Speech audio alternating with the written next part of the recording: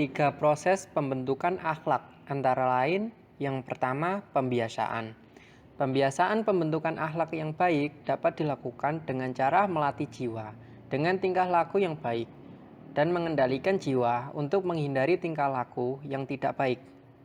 Kedua, keteladanan. Akhlak yang baik tidak dapat dibentuk hanya melalui instruksi serta anjuran, tetapi diperlakukan langkah pemberian contoh, teladan yang baik dan nyata dari diri dan lingkungan sekitar. Ketiga, refleksi diri. Strategi refleksi diri dapat dilakukan dengan cara senantiasa melakukan perenungan atas segala perbuatan baik atau buruk yang telah diperbuat dalam rentang waktu tertentu, baik menit, jam, ataupun selama kehidupan ini dalam hubungannya dengan Allah Subhanahu wa Ta'ala dan sesama.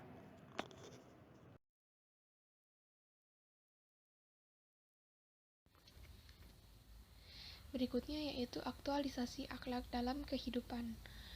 Yang pertama yaitu akhlak dalam menggunakan media sosial.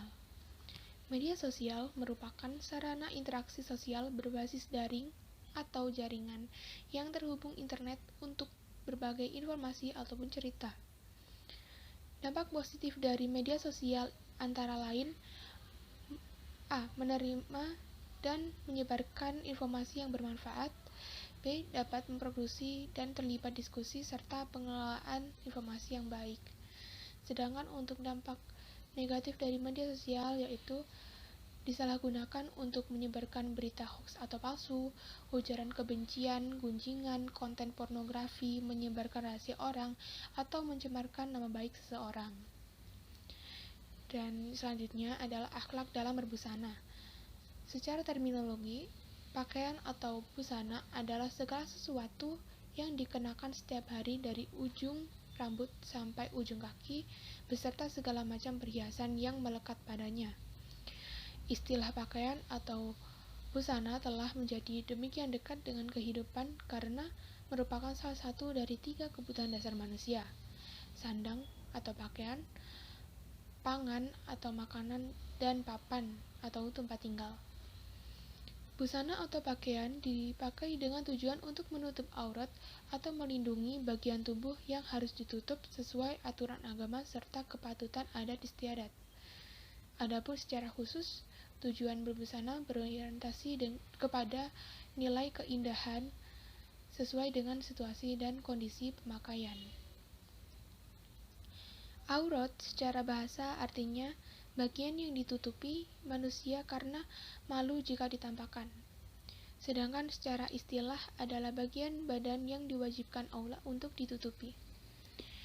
Aurat seorang perempuan muslimah adalah seluruh badannya kecuali wajah dan telapak tangan sebagaimana dijelaskan dalam hadis berikut. Aisyah radhiyallahu anha berkata bahwa Rasulullah shallallahu alaihi wasallam bersabda, "Hai Asma, sesungguhnya jika seorang wanita sudah mencapai usia akil balik atau haid, maka tak ada yang layak terlihat kecuali ini dan ini." Beliau sambil menunjuk wajah dan telapak tangan.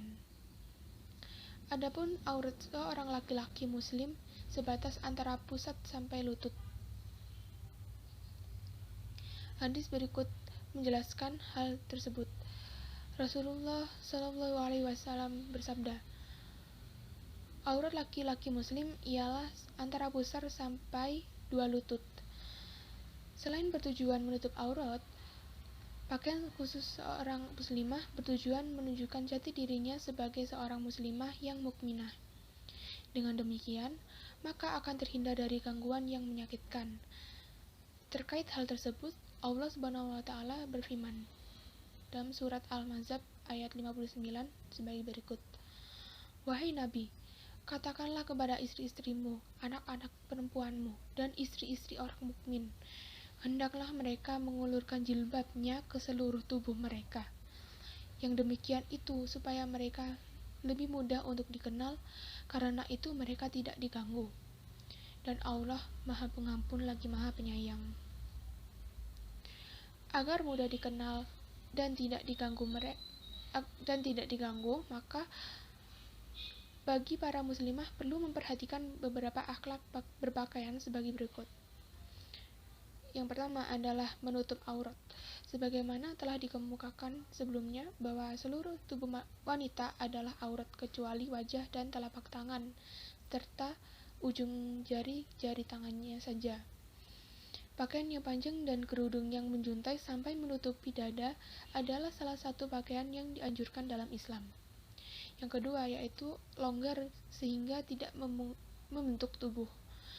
Menggunakan pakaian yang longgar adalah salah satu upaya untuk menutup aurat juga. Karena menutup aurat tidak hanya soal menutupi bagian tubuhnya saja, akan tetapi juga menyamarkan lekuk tubuh sehingga tidak tercetak pada pakaian ketat yang dipakai. Untuk itu, Islam mengharuskan wanita memakai pakaian yang longgar. Selain itu, dalam dunia kesehatan juga menganjurkan pakaian yang longgar agar kulit tubuh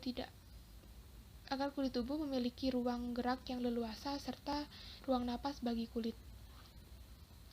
Yang ketiga yaitu berbahan tebal agar tidak transparan.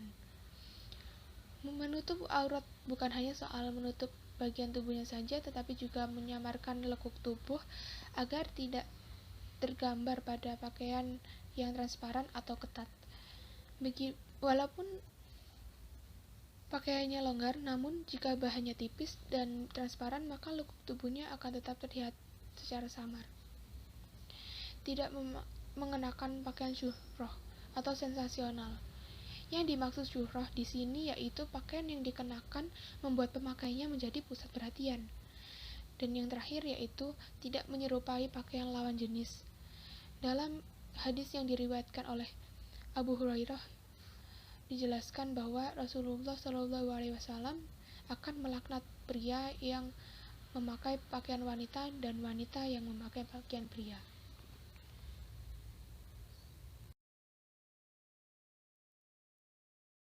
Dan akhlak dalam berinteraksi sosial. Yang pertama, tidak menyakiti orang lain. Yang kedua, menjauhi prasangka. Yang ketiga, memperhatikan aturan hubungan lelaki dan perempuan dengan lawan jenis yang bukan mahramnya. Selanjutnya, akhlak dalam dunia akademik. Yang pertama, niat ikhlas karena Allah. Kemudian yang kedua, sungguh-sungguh dalam menuntut ilmu. Yang ketiga, memohon kepada Allah SWT agar mendapatkan ilmu yang bermanfaat. Yang keempat, mencari guru yang terbaik. Yang kelima, mempunyai motivasi yang baik untuk mencari keridhaan Allah. Yang keenam, konsentrasi dalam proses pembelajaran. Yang ketujuh, sabar dan teguh hati dalam menghadapi tantangan dinamika kehidupan. Yang kedelapan, memperlakukan guru dengan sebaik mungkin.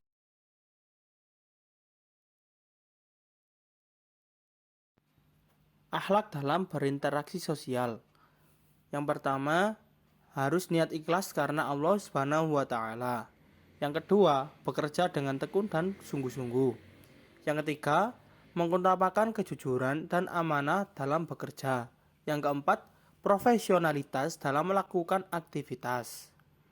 Akhlak mencakup berbagai aspek kehidupan. Keseluruhan akhlak tersebut merupakan manifestasi dari ihsan. Dengan berakhlak baik, menjadikan seorang muslim terjaga dari dosa dan maksiat kepadanya.